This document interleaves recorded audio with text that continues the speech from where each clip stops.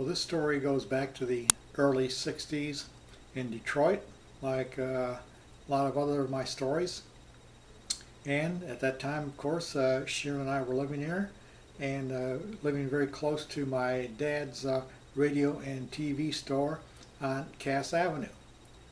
Well, my father always wanted to own a restaurant because he loved to eat.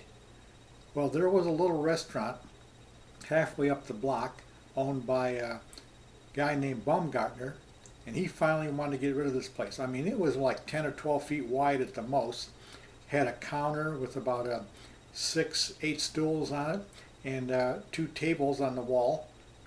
They only could seat two people on either side, so it wasn't a 4-person table, it was 2-person tables, a couple of those.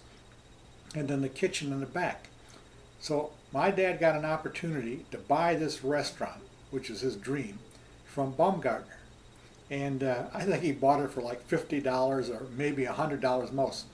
But anyways, my dad was proud when he got the key to that place, and he just sat there and soaked it in and said, "This is all mine, you know." So he really enjoyed that.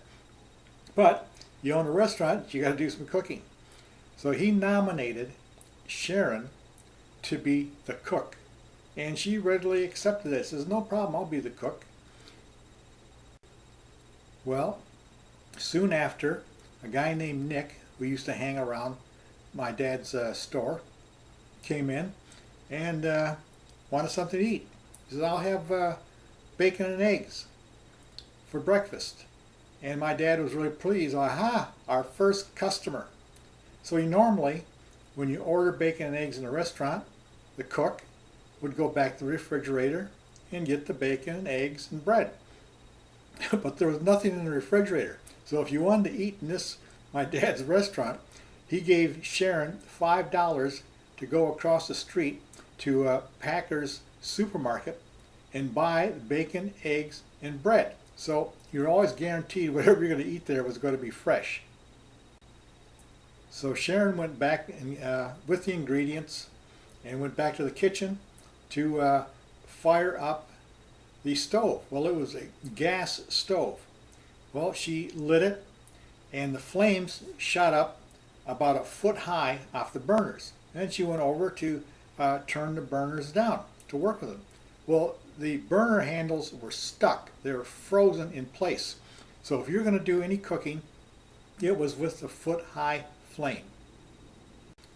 Well, she fried the bacon and the eggs in the frying pan with this 1 foot high flame, coming out of the side of the pan, and she brought it over to Nick and put it on a plate and expected him to enjoy to eat it. Well, he took one look at these eggs and the bacon. They were just crisp, fried, done, hard as a rock.